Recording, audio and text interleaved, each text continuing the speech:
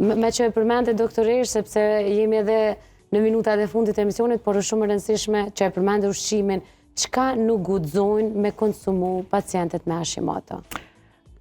Nuk është që nuk guxojnë, sepse ata e konsumojnë edhe vazhdojnë me jetu, po kvaliteti i jetës nuk është si duhet.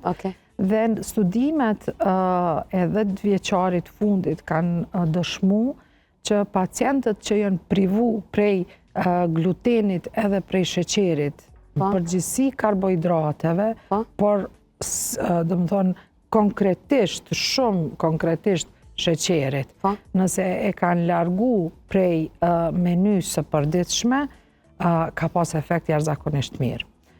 Do më thonë, një farë mënyre bile është në një libër që një prej endokrinologëve që mirët edhe me nutricion shumë, e ka shkru është gluteni edhe sheqeri janë sikur me i qitë benzin zjarrit te Hashimoto.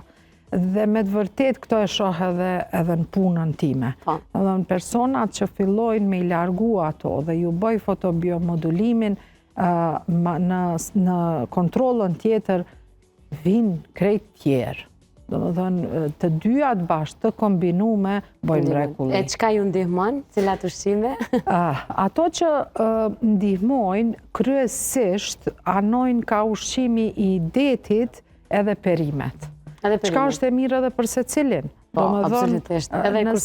Nëse edhe ne, pa pas Hashimoto, pa pas kur farë probleme tjera, anojmë ka ushqimi mediteran, kemi me pas jetë gjatësimat madhe. Kështu që nuk kërkohet prej tyre në një sakrifis shumë e madhe.